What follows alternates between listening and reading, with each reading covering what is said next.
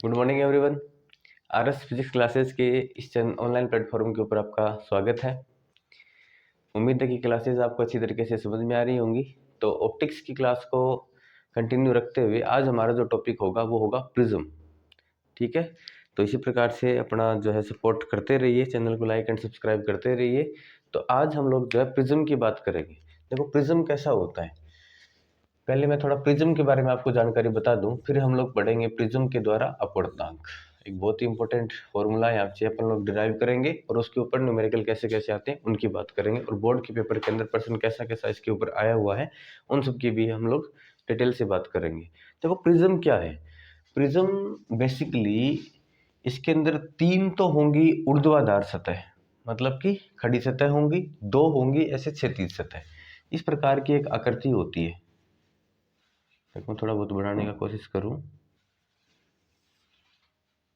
तीन तो इसके अंदर होंगी ऊर्ध्वाधर सतह और दो इसके अंदर होंगी क्षैतिज सतह। इस प्रकार का जो आकृति होती है वो होती है प्रिज्म की। इसलिए इसको शॉर्टकट के अंदर हम लोग जो है इस प्रकार से ये बनाते हैं, ये बना देते हैं। देखो मैं आपको थोड़ा बना के दिखाऊं, मैं आपको तीन पृष्ठ लेकर के दिखाता हूं। इन तीन पृष्ठों से जो है एक क्या बनेगी, प्रिज्म बनेगा। देखो मेरे पास में तीन पृष्ठ मैंने लिए हैं, ठीक है। थोड़ा बहुत जैसा बने वैसा समझने की कोशिश करना, लेकिन ऐसे समझ में जरूर आ जाएगा आपकी। देखो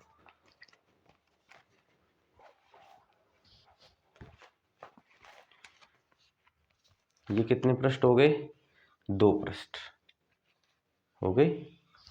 इनके सामने ये जो है एक ऐसे क्या लगा हुआ मिलेगा आपको, तीसरा पृष्ठ लगा हुआ मिलेगा।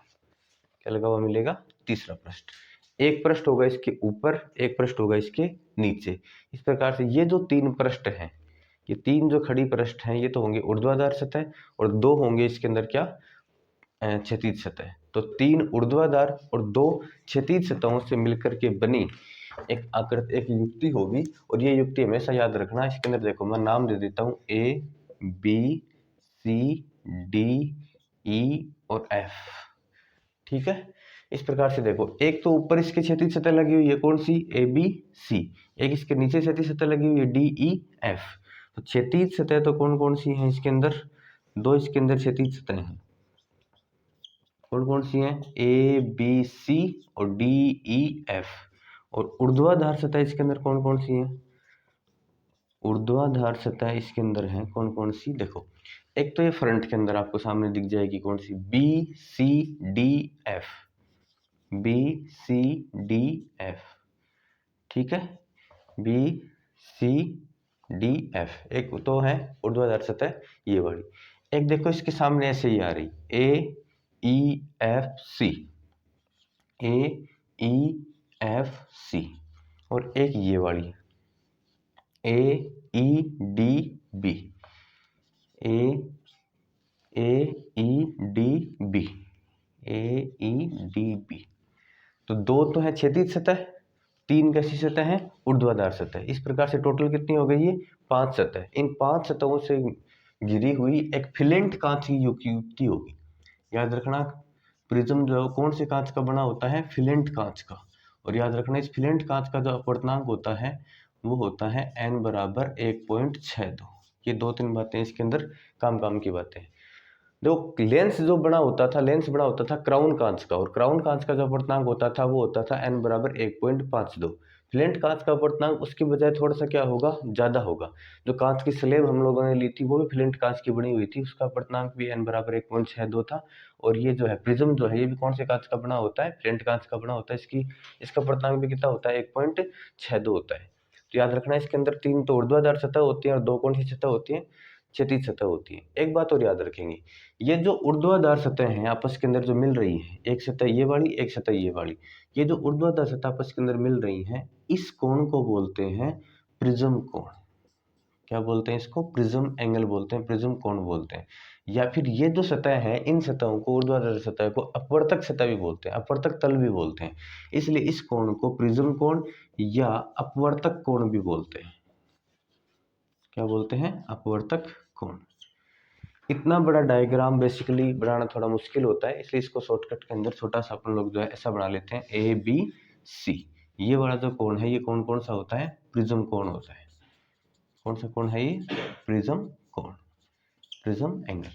ये है प्रिज्म के बारे में बातें। अब हम लोग जो है इस प्रिज्म के द्वारा क्या सीखेंगे? अपवर्तन की घटना सीखेंगे। जिस प्रकार से कांच की स्लेब के अंदर हम लोगों ने अपवर्तन पढ़ा था, वैसे ही आज हम लोग जो पढ़ेंगे वो है प्रिज्म के द्वारा अपवर्तन। और इस प्रिज्म का हम लोग जो है क्या निकालेंगे? अपवर्तनांक निकालेंगे, एन का मान निकालेंगे। देखिए अगला जो मेरा टॉपिक है वो कौन सा है? प्रिज्म द्वारा अपवर्तनांक। प्रिज्म द्वारा अपवर्तनांक, इस टॉपिक के बोर्ड के पेपर के अंदर आने की संभावना, प्रबल संभावना रहती है। इसको एकदम से ढंग से बार बार लिख लिख के इसकी प्रैक्टिस करें ताकि आपको एकदम से कंठस्थ याद हो जाए। देखो प्रिज्म द्वारा अपवर्तनांक के लिए देखो क्या करना है। सपोज दैट कि यहाँ पे कोई इंसान खड़ा है, कोई आदमी खड़ा है, उसने कोई एक पिन लगाई। यहाँ पे सपोज दैट इसने एक पिन लगा दी। अब ये इंसान, ये व्यक्ति इस पिन को देखेगा तो देखो बीच के अंदर क्या है? विरल है, हवा भरी हुई है, कुछ भी नहीं है, यहाँ पे निर्वात है। इसलिए ये पिन जो है इसको एकदम से सीधी की सीधी दिखेगी। अगर ये ऊपर की तरफ देखेगा तो इसको कैसी दिखेगी? सीधी की सीधी दिखेगी। लेकिन यहाँ पे हम लोग अगर प्रिज्म रख दे, क्या रख दे? प्रिज्म रख दे, और उस प्रिज्म के अंदर से अगर हम लोग इस पिन को देखें तो क्या ये पिन इस व्यक्ति को यहीं पे दिखेगी या फिर इधर या इधर या फिर ये तिरछी दिखेगी? तो कहाँ पे दिखेगी, इसकी अपन को चर्चा करनी है। तो ये दिखनी तो चाहिए कहाँ पे? ये यहाँ पे सीधी सीधी दिखनी चाहिए, लेकिन फिलेंट कांच के कारण या फिर प्रिज्म के कारण ये जो है इसको यहाँ पे ना दिख करके इसके इधर या उधर दिखेगी। अब दिखेगी किधर, वो हम लोग इसकी अपन चर्चा करते हैं कि इसके अंदर जो विचलन आएगा, इसके कोण के अंदर कोण होना चाहिए ऐसा 0 डिग्री का 0 डिग्री होना चाहिए, लेकिन कोण झुक जाएगा, कोण के अंदर विचलन आ जाएगा, वो कितने डिग्री का विचलन कोण होगा, उन सब की बातें करेंगे। तो देखो मैंने एक क्या ले लिया? प्रिज्म ले लिया।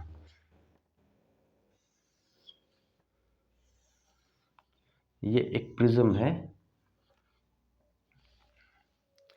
ए बी और सी। ढंग से समझना, इसका डायग्राम सबसे इंपॉर्टेंट है। इसका डायग्राम जो वो सबसे इंपॉर्टेंट है। डायग्राम अगर समझ में नहीं आएगा तो आगे टॉपिक आगे इसका डेरिवेशन समझ में आना मुश्किल है। यहाँ पे मैंने क्या बताया था? एक व्यक्ति खड़ा है, यहाँ पे उसने पिन लगाई है, दिखनी चाहिए, ये सोच रहा है कि मेरे को सीधी की सीधी दिखेगी, लेकिन प्रिज्म रखने के बाद सीधी सीधी नहीं दिखेगी। इसकी आंखों से जैसे कोई किरण जाएगी, सपोज दैट इसकी आंखों से ये वाली किरण गई, ये किरण कौन सी है? आपतित किरण। तो बाहर है विरल माध्यम, ये फ्लिंट कांच है, ये कौन सा माध्यम है? सघन माध्यम है। अगर मैं यहाँ पे एक अभिलंब बनाता हूँ, दैट सपोज मैंने ये वाला एक अभिलंब बना दिया N1, ओके। मेरे को ये बात बताओ, विरल से सघन में जाएगी तो ये अभिलंब की तरफ मुड़ेगी, अभिलंब से दूर हटेगी तो अभिलंब की तरफ मुड़ेगी। तो ये देखो अभिलंब की तरफ मुड़ गई, अभिलंब की तरफ मुड़ गई। आपतित होगी तो कौन सा कोण बनाएगी अभिलंब के साथ में? ये आपतन कोण बनाएगी I, और अपवर्तित होगी तो कौन सा कोण बनाएगी? ये R। ये है आपतन कोण, ये कौन सा कोण है? अपवर्तन कोण। एक बात और ध्यान में रखिए, अंदर ये पूरा का पूरा कांच एक जैसा कांच है, तो अंदर जो है सघन माध्यम में, पूरे के पूरे के अंदर सघन माध्यम में कोई भी एक ही माध्यम में जब भी कोई किरण चलती है तो हमेशा सीधी की सीधी चलती है। माध्यम चेंज होते ही वो अपने पक्ष से विचलित होती है। एक ही माध्यम के अंदर, चाहे वो विरल माध्यम में चलेगी तो भी वो सीधी सीधी चलेगी, ऐसे वो सघन माध्यम में चलेगी तो भी वो सीधी की सीधी चलेगी। अब वो सघन माध्यम में चल रही है तो वो सीधी की सीधी चलेगी, ठीक। अब सपोज करके देखो, ये सघन माध्यम है, ये विरल माध्यम है, जैसे ही वो बाहर निकलेगी तो उसका पक्ष क्या होगी? वो विचलित होगी। तो मैं यहाँ पे एक अभिलंब बना देता हूँ वापस। तो मैंने यहाँ पे एक अभिलंब बना दिया, ये वाला N2, ओके। ये मैंने एक अभिलंब बना दिया N2। अब ये सघन माध्यम है, ये विरल माध्यम है, ये विलंब अभिलंब की से दूर हटेगी, अभिलंब की तरफ आएगी। तो सघन से विरल में जाती है तो चाल बढ़ जाती है, वेग बढ़ने के कारण अभिलंब से क्या होती है? दूर हटती है। तो ये अभिलंब से क्या हो जाएगी? दूर हट जाएगी। ये किरण कौन सी किरण थी? ये है आपतित किरण। कौन सी किरण है ये? आपतित किरण। ये किरण कौन सी है? अपवर्तित किरण। इस अभिलंब के लिए N1 के लिए ये है आपतित किरण, ये है अपवर्तित किरण। N2 अभिलंब के लिए ये जो अपवर्तित किरण थी किसका काम करेगी? ये आपतित किरण का काम करेगी, और ये किरण किसका काम करेगी? अपवर्तित किरण का किरण। साथ ही साथ फाइनली ये वाली जो किरण है ये बाहर निकली है, निर्गत ये किरण हुई है बाहर। तो निर्गत बोल दो या फिर इसको पारगमित बोल दो, ये किरण कौन सी है? निर्गत किरण। तो देखो पिन लगाई थी यहाँ पे, अपनी आंखों की जो किरण है वो निकली कहाँ पे है, यहाँ पे। तो कहने का मतलब पिन आपको कहाँ पे दिखेगी, यहाँ पे दिखेगी। यहाँ से यहाँ तक के अंदर आपका कोण जो कितना डिग्री झुक गया, विचलन कितना हो गया, होना चाहिए था ऐसा सीधा का सीधा, लेकिन बन कैसा रहा है इतना। तो ये इतने सारे जो बना है, ये क्या बना है, विचलन कोण। तो विचलन कोण का कैसे पता चलेगा कितना बड़ा है। तो देखो दिखनी कैसी चाहिए थी अपन को, यहाँ पे। तो अपना आपतित किरण को क्या करेंगे, पीछे की तरफ बढ़ाएंगे। आपतित किरण को क्या करेंगे, पीछे की तरफ बढ़ाओगे आप लोग।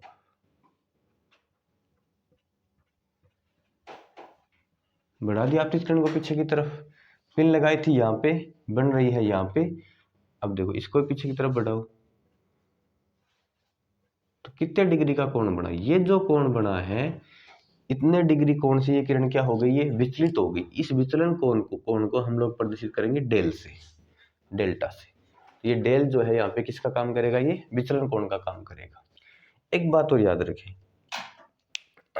ठीक है। तो डेल जो है ये विचलन कोण कौन कौन सी किरण के मध्य बनेगा, आपतित किरण और निर्गत किरण के मध्य बनेगा। ये कोण कौन सा है, ये है प्रिज्म कोण।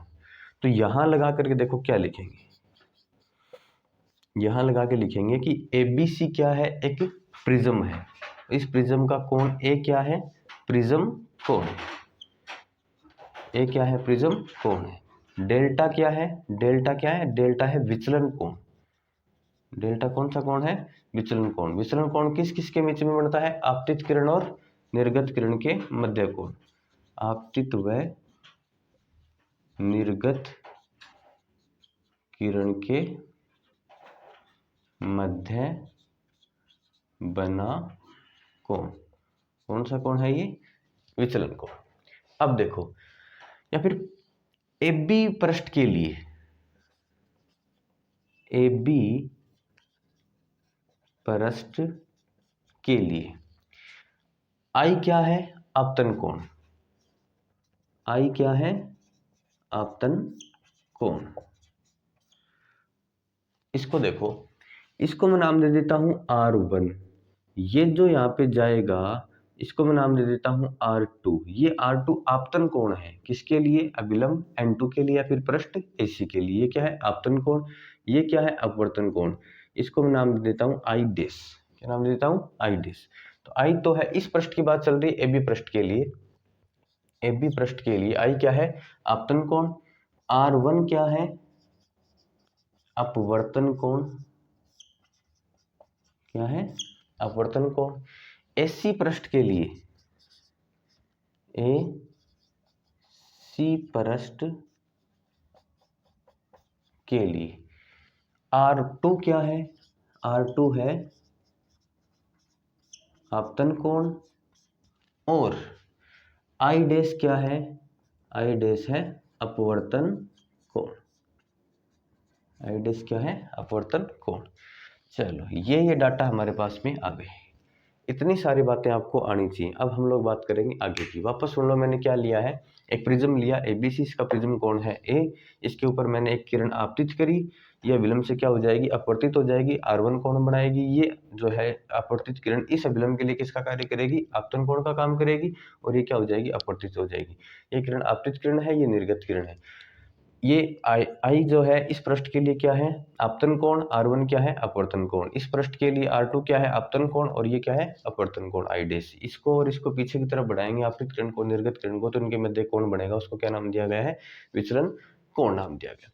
अब देखो हमको निकालना है प्रिज्म का अपवर्तनांक। अपवर्तनांक निकालने का फॉर्मूला स्नेल ने पहले से दे रखा है। क्या फॉर्मूला होता है, n बराबर साइन I बट्टे साइन R। ये फॉर्मूला होता है किसी भी पदार्थ का अगर आपको अपवर्तनांक निकालना है तो अपवर्तनांक निकालने का ये फॉर्मूला होता है। यहाँ पे I क्या है, आपतन कोण है, R क्या है, अपवर्तन कोण है। तो हम लोग जो है इस प्रिज्म के अंदर हम लोग I का मान निकालेंगे और R का मान निकालेंगे। वो मान निकाल के इस फॉर्मूले के अंदर रख देंगे तो क्या आ जाएगा, प्रिज्म का अपवर्तनांक आ जाएगा।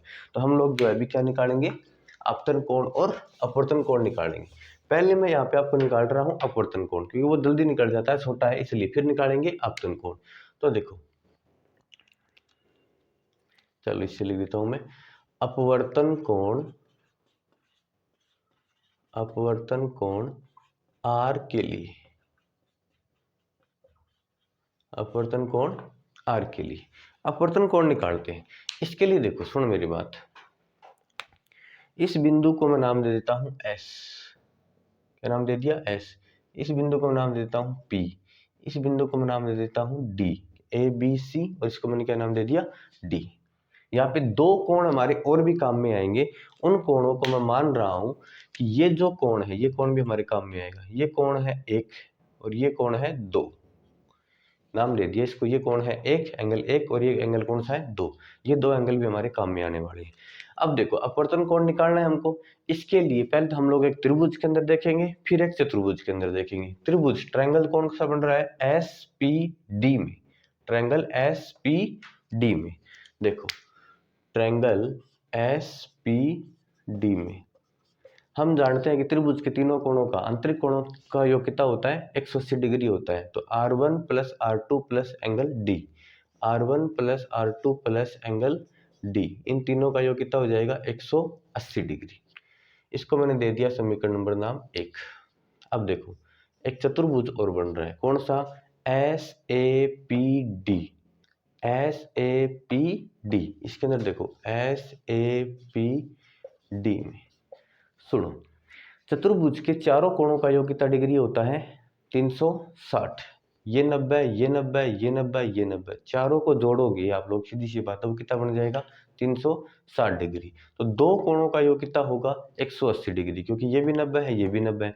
तो इस चतुर्भुज के अंदर चारों कोण जो है वो 90 डिग्री कोण पे झुके हुए हैं, और इन चारों कोणों को मिलाकर के जो योग बनता है वो कितना बनता है 360 डिग्री। तो इस कोण का और इस कोण का, आमने सामने वाले कोण का A का और D का जो योग है वो कितना है 180 डिग्री। इसको मैंने दे दिया समीकरण नंबर नाम 2।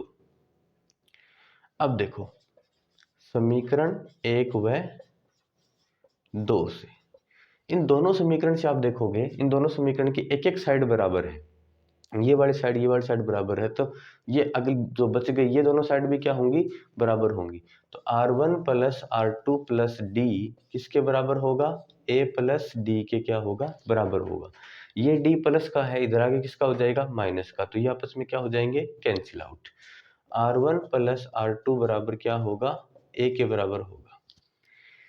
अब यहाँ से आपको मैं एक कॉन्सेप्ट बताता हूँ, वो आपको ध्यान में रखना है। मैंने आपको क्या बताया कि जब किरण एक ही माध्यम में चलती है, चाहे वो सघन से सघन में चले चाहे वो विरल से विरल में चले, तो वो समान एंगल बनाती है, एक ही कोण बनाती है।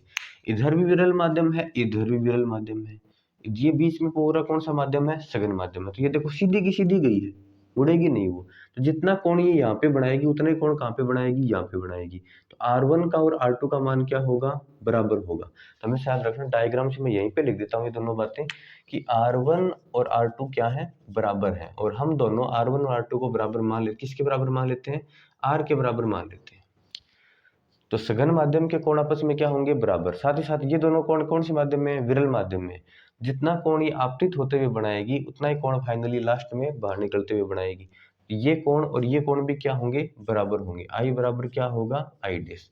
ये याद रखना, डायग्राम से स्पष्ट हो रहा है, चित्र से ये बातें स्पष्ट हो रही है। इसलिए R1 और R2 बराबर है, तो मैं R1 की जगह पे भी क्या लिख सकता हूँ R, R2 की जगह पे मैं क्या लिख सकता हूँ R। ठीक है, दोनों के बराबर में क्या चल रहा है A। R और R कितने R हो गए 2R बराबर में A। R बराबर क्या आ गया A/2। ये आ गया हमारे पास में किसका कोण अपवर्तन कोण आ गया। तो अपवर्तन कोण हम लोगों ने निकाल लिया। ऐसे ही क्या निकालेंगे अभी निकालेंगे आपतन कोण। क्या निकालेंगे आपतन कोण। तो देखो आपतन कोण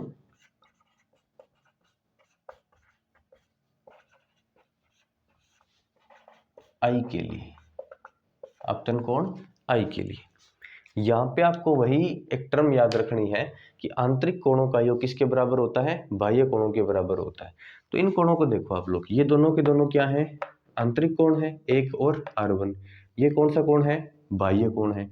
तो एक का और R1 का जो योग होगा वो किसके बराबर होगा I के बराबर होगा। वैसे ही 2 का और R2 का जो योग होगा वो किसके बराबर होगा I डैश के बराबर होगा। तो मैं लिख देता हूं यहाँ पे कि आंतरिक कोणों का योग, आंतरिक कोणों का योग किसके बराबर होता है बाह्य कोण के बराबर होता है। तो देखो I और R1 का जो जोड़ होगा I प्लस R1 किसके बराबर होंगे? I के बराबर होंगे। किसके बराबर होंगे? I के बराबर। इसको भी दे दो आप लोग समीकरण नंबर 3 ना। वैसे ही 2 और R2 किसके बराबर होंगे? I डैश के बराबर होंगे। इसको दे दो आप समीकरण नंबर 4 ना। अब समीकरण 3 को और 4 को ऐड कर दो। समीकरण 3 प्लस 4 से करो ऐड। ये वाली साइड ऐड हो जाएंगी और ये वाली साइड ऐड हो जाएंगी। इनको ऐड करो। I प्लस आई डैश बराबर क्या आ जाएगा? 1 प्लस R1 और 2 प्लस R2। जुड़ जाएंगे दोनों के दोनों। हम लोगों को पता है कि I और I डैश क्या है? बराबर है। तो मैं देखो ये तो I है ही, इसकी जगह पे मैं क्या लिख सकता हूँ? I लिख सकता हूँ। अब देखो एंगल 1 को और R1 और R2 को पास पास, मतलब R वालों को पास कर लो और बिना R वालों को पास कर लो। तो देखो R1 और R2 क्या हो जाएंगे? जुड़ जाएंगे। वैसे ही 1 प्लस 2 भी क्या हो जाएंगे? जुड़ जाएंगे। I और I कितने I हो गए? ये 2I हो गए। अब यहाँ से वापस वही टर्म लगानी है आपको कि आंतरिक कोणों का योग किसके बराबर होता है? बाह्य कोणों के बराबर होता है। देखो 1 और 2 क्या है इसके अंदर? देखो इस ऊपर वाले छोटे वाले रेड वाले त्रिभुज के अंदर देखो 1 और 2 आंतरिक कोण है। डेल्टा क्या है? बाह्य कोण है। वैसे R1 और R2 क्या है? आंतरिक कोण है। ए क्या है? बाह्य कोण है इस बड़े वाले के अंदर। तो वैसे तो 1 और 2 का जोड़ किसके बराबर होगा? डेल्टा के बराबर। और R1 और R2 का जोड़ किसके बराबर होगा? ए के बराबर। तो करो इनको। R1 और R2 की जगह पे क्या आ जाएगा? ए आ जाएगा प्लस 1 और 2 की जगह 1 प्लस 2 बराबर क्या आ जाएगा? डेल्टा आ जाएगा। तो I बराबर क्या आ जाएगा? ए प्लस डेल्टा बाई 2। तो ये हमारे पास में कौन सा कोण आ गया? अपतन कोण आ गया। तो देखिए जी हमारे पास आपतन कोण भी आ गया और कौन सा कोण आ गया? अपवर्तन कोण भी आ गया। दोनों कोण आ गए। मैंने स्टार्टिंग में क्या बताया था? अपवर्तनांक निकालने का फॉर्मूला क्या होता है? n बराबर साइन आई बटे साइन आर। अब देखो स्नेल के नियम से, स्नेल नियम से क्या होता है? n बराबर साइन आई बटे साइन आर। n बराबर साइन आई का मान रखो। आई का मान कितना है? a प्लस डेल्टा बाई 2 और r का मान कितना है? Sine a by 2। सारे मान रख दिए। ये आ गया हमारे पास में क्या? प्रिज्म द्वारा अपवर्तनांक का फॉर्मूला। इस फॉर्मूले को भी एकदम से ढंग से याद रखेंगे। ये टॉपिक एकदम से 4 नंबर में आने के लायक है। इसको ढंग से एकदम से अच्छी तरीके से इसको याद रखेंगे। ठीक है, पहले मैंने क्या निकाला? अपवर्तन कोण आर के लिए एक त्रिभुज लिया, एक चतुर्भुज लिया। त्रिभुज के तीनों कोणों का योग कितना होता है? 180 डिग्री। चतुर्भुज के चारों कोणों का योग कितना होता है? 360 डिग्री। तो दो कोणों का योग कितना हो जाएगा? 180 डिग्री। दोनों साइड बराबर थी तो ये दोनों साइड भी क्या होंगी? बराबर होंगी। डी से डी कैंसिल हो गया। R1 प्लस R2 बराबर क्या हो गया? ए। डायग्राम से मैंने क्या बताया? अंदर वाले कोण बराबर हैं और बाह्य वाले कोण भी क्या है? बराबर। मतलब सघन माध्यम के कोण और विरल माध्यम के कोण आपस में क्या है? बराबर है। तो आर इसकी जगह पे आर लिख दिया, इसकी जगह पे आर लिख दिया। 2r, आर बराबर क्या आ गया? a by 2। आपतन कोण के लिए मैंने क्या बताया? एक ही टर्म आपको याद रखनी है। आंतरिक कोणों का योग किसके बराबर होगा? बाह्य कोणों के बराबर होगा। तो ये आंतरिक कोण है 1 प्लस R1 किसके बराबर होंगे? I के बराबर। 2 प्लस R2 किसके बराबर होंगे? I डैश के बराबर। दोनों समीकरणों को जोड़ दिया तो ये वाली साइड जुड़ गई और ये वाली साइड जुड़ गई। R वालों को एक साइड में कर लो तो R1 plus R2 1 plus 2। 1 plus 2 आंतरिक कोण है, डेल क्या है? बाह्य कोण। R1 प्लस R2 आंतरिक कोण है, ए क्या है? बाह्य कोण है। ठीक है, I बराबर क्या आ गया? a plus delta by 2। स्नेल के नियम के सूत्र के अंदर रख दिया तो n बराबर क्या आ गया? Sine a plus delta by 2 sine a by 2। ये वाला हमारे पास में लास्ट में क्या निकल के आया? फॉर्मूला निकल के आया। इस फॉर्मूले के ऊपर न्यूमेरिकल देखो कैसे कैसे। यहाँ पे इस फॉर्मूले के अंदर n क्या है? अपवर्तनांक। a क्या है? प्रिज्म कोण। डेल्टा क्या है? विचलन कोण। a क्या है? बाई 2। अगर आपको अगला प्रश्न बना के दे दे, मैं न्यूमेरिकल आपको इसके ऊपर करवाऊंगा। साथ ही साथ न्यूमेरिकल करने से पहले कुछ विशेष स्थितियों की बात करते हैं। विशेष स्थितियां।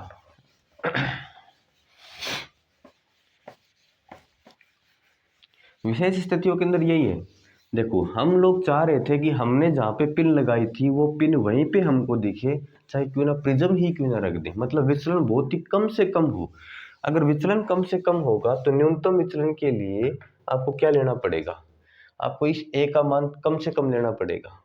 क्या लेना पड़ेगा, कम से कम। मतलब एक तो प्रिज्म आप लोग लेते हो ये वाला, एक प्रिज्म लेते हो आप लोग ये वाला। कोई आपसे पूछे कि बताओ इन दोनों प्रिज्म में से कौन सी प्रिज्म के अंदर विचलन कोण ज्यादा बनेगा, तो इसका प्रिज्म कोण ज्यादा है तो सीधी इसका प्रिज्म कोण कम है। तो ये पतला प्रिज्म, जिसके अंदर प्रिज्म कोण का मान जितना ज्यादा होगा उसके अंदर विचलन भी क्या होगा, उतना ही ज्यादा होगा। इसलिए हमको हमेशा याद रखना मोटे प्रिज्म की अपेक्षा कौन सा प्रिज्म लेना चाहिए, पतला प्रिज्म लेना चाहिए। तो पहली स्थिति तो देखो क्या है, हम लोग पढ़ रहे हैं विशेष स्थितियां। विशेष स्थितियां, और विशेष स्थितियों के अंदर पहली है स्थिति है न्यूनतम विचलन के लिए। हम चाहते हैं कि कम से कम विचलन हो, तो न्यूनतम विचलन के लिए ऐसा क्या करें, न्यूनतम विचलन के लिए आपको हमेशा ए का मान और डेल्टा का मान, ए व डेल्टा का मान क्या लेना पड़ेगा, का मान अल्पतम, बहुत ही कम लेना पड़ेगा, होना चाहिए। अगर इनका मान बहुत ही कम लेना पड़ेगा तो सीधी सी बात है क्या होगा, कोण जो है साइन आई जो है वो किसके बराबर होगा, लगभग आई के बराबर। साइन आर जो है वो लगभग किसके बराबर होगा, आर के बराबर होगा। ऐसा ही होता है, कोण की जो ज्या होती है वो कोण के बराबर हो जाती है। तो इस कंडीशन के अंदर देखो क्या होगा, यहाँ पे आई की जगह पे क्या है, ए प्लस डेल्टा बाई टू, और आर की जगह पे क्या है, साइन ए बाई टू। तो देखो क्या कंडीशन बनेगी, n sine a plus delta by two होता है, साइन ए बाई टू होता है। तो साइन आई तो है पूरा एक जगह पे, ये साइन क्या है, आर की वैल्यू है, तो साइन आई की जगह पे सिर्फ क्या आएगा, आई। आर की जगह पे क्या आएगा, सिर्फ आर। तो एन बराबर ए प्लस डेल्टा का मान अब न्यूनतम विचलन है, मिनिमम है, बट्टे में क्या है, टू, ए बाई टू। ये तो न्यूनतम वाली कंडीशन के अंदर मैंने यहाँ पे क्या लगा दिया, मिनिमम लगा दिया। टू से टू क्या हो गया, कैंसिल हो गया, ए को इधर भेज दो, एन ए बराबर क्या आ गया, ए प्लस डेल्टा एम। न्यूनतम विचलन निकालना है अपन को, इस तो ए को भी किधर भेज दो, ए इधर भेज दो। तो डेल्टा एम बराबर ए था, इधर है किसका हो जाएगा, माइनस का हो जाएगा। ए को क्या ले लिया मैंने, कॉमन ले लिया, तो ए क्या आ गया, कॉमन एन माइनस वन। इस फॉर्मूले को ढंग से याद रखोगे, रट्टा मार के याद रखोगे, न्यूनतम विचलन का फॉर्मूला क्या होता है, ए एन माइनस वन। तो विचलन कोण जो होता है वो प्रिज्म कोण और उस प्रिज्म के अपूर्णांक पर डिपेंड करता है। विचलन कोण, इसका प्रिज्म कोण का मान जितना ज्यादा होगा, मतलब प्रिज्म जितना ज्यादा मोटा होगा उसके अंदर विचलन उतना ही ज्यादा होगा, प्रिज्म कोण जितना कम होगा विचलन उतना ही कम होगा। साथ ही साथ अपूर्णांक भी उतना जितना ज्यादा होगा उसका विचलन उतना ही क्या होगा, ज्यादा होगा। ठीक, एक फॉर्मूला तो ये वाला याद रखना है। एक हम लोग ग्राफ खींचेंगे किस किस के अंदर, आपतन कोण के अंदर और विचलन कोण के अंदर, कि हमने तो यहाँ पे पिन को लगाया था लेकिन ये पिन इतने डिग्री पे क्या हो गई, विचलित हो गई। तो ये लास्ट वाला ग्राफ और याद रखना, ये भी बहुत बार पूछी जाता है। आपतन कोण आई व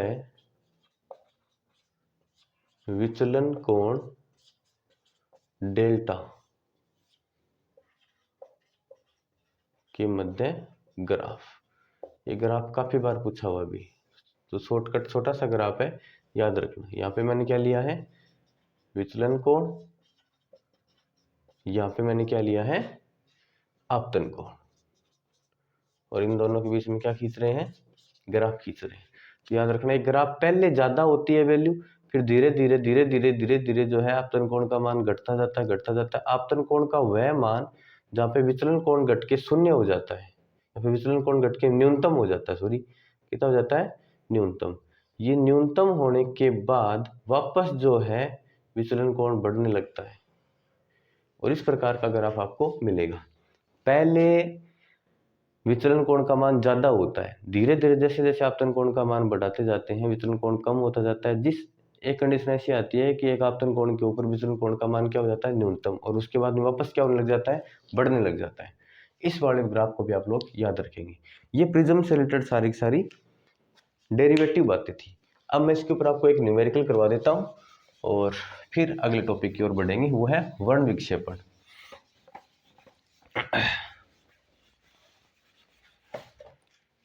देखो जैसे मेरे पास में एक सवाल है, जैसे मैं क्वेश्चन कराता हूँ आपको। रूट तीन अपवर्तनांक वाले एक प्रिज्म पर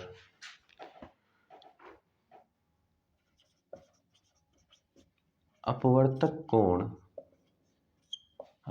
कोण विचलन कोण के बराबर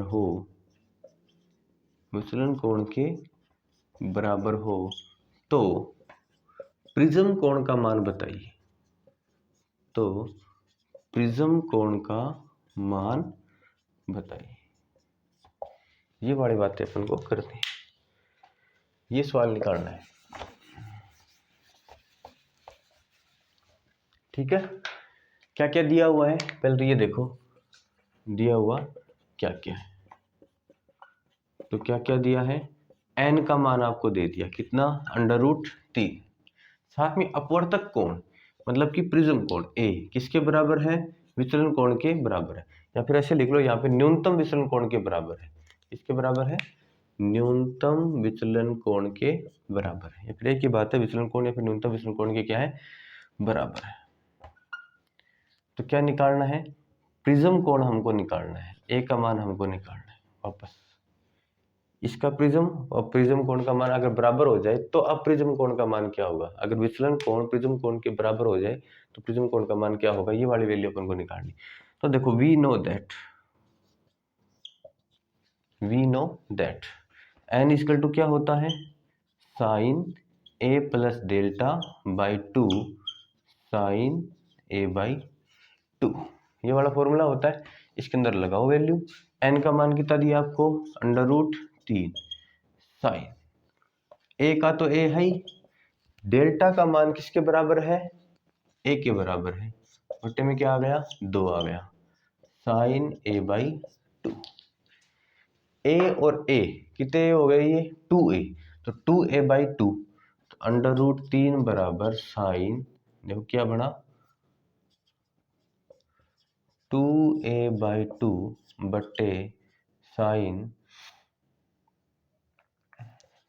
a बाई 2, 2 से 2 कट गया, क्या बना, साइन a बट्टे साइन a बाई 2।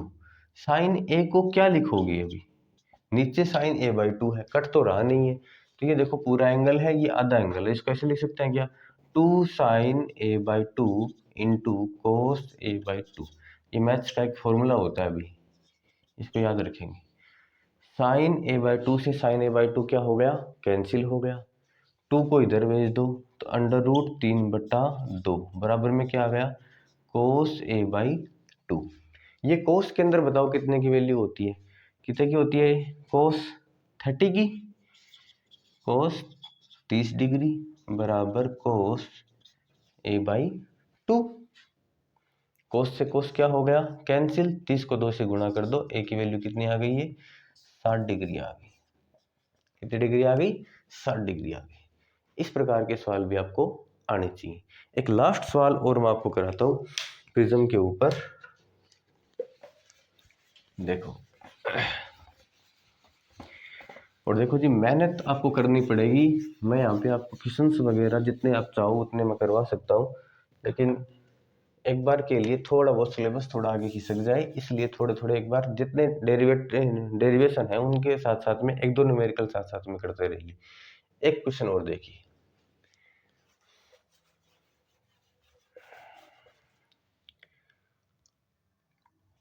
किसी प्रिज्म के लिए प्रिज्म कोण 30 डिग्री व अपवर्तनांक √2 हो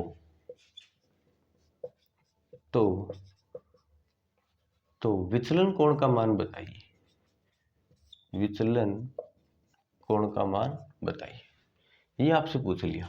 तो देखो क्या क्या दिया है आपको, दिया क्या क्या है, प्रिज्म कोण का मान दे दिया, a का मान आपको दे दिया, n का मान भी आपको दे दिया कितना, √2, और n का मान वैसे भी कितना होता है 1.414, ये वैल्यू भी आपको याद होनी चाहिए।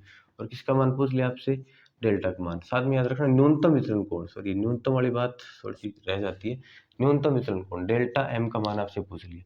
तो हम लोग जानते हैं न्यूनतम विचलन कोण का फॉर्मूला हम लोगों ने निकाला अभी, क्या होता है, डेल्टा m बराबर an-1 होता है। तो डेल्टा m बराबर a का मान कितना दिया है 30, n का मान कितना दिया है 1.414, इसमें से कितना घटा दोगे, 1 घटा दोगे। तो डेल्टा m बराबर 30 गुणा 0.414 से क्या कर दो, इसको गुणा कर दो। तो करो जी गुणा। चलो ये पॉइंट हटा देता हूँ मैं, बटे में कितना आ जाएंगे, 1000 आ जाएंगे। इसको गुणा कर दो, एक पॉइंट से एक पॉइंट मैंने क्या काट दिया, बिंदी से बिंदी काट दी। 414 को आप लोग गुणा करो 3 से, 4 3 12, 3 एकम 3 और 1 4, 4 3 12, कितने आ गए 1242। तो डेल्टा m बराबर कितना आ जाएगा 1.242 डिग्री। इतने डिग्री का कोण होगा, विचलन कोण का मान कितना होगा, इतना डिग्री होगा। इस प्रकार से ये न्यूमेरिकल्स आप लोग सोल्व करते रहिए बुक के अंदर। अगर किसी क्वेश्चन वगैरह के अंदर आपको दिक्कत आती है तो चैट बॉक्स के अंदर उसकी फोटो क्लिक करके आप लोग हमें भेज सकते हो। और नेक्स्ट जो क्लास होगी, अभी वो देखो हमारे सिलेबस के अंदर वर्ण विक्षेपण और प्रकीर्णन जो है वो हट चुका है, इसलिए उनकी वीडियो हम लोग बनाएंगे। लेकिन एक बार के लिए, जो अब की बार जो 30% सिलेबस हटा हुआ है उसके ऊपर मेरा ज़्यादा फोकस रहेगा। तो अगली जो नेक्स्ट क्लासेस होंगी वो होंगी पूर्ण आंतरिक परावर्तन के ऊपर।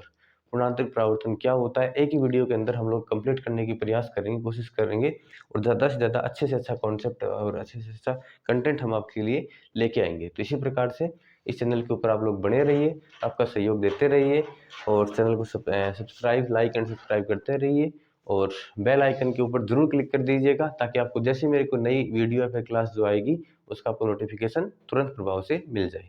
थैंक यू, धन्यवाद।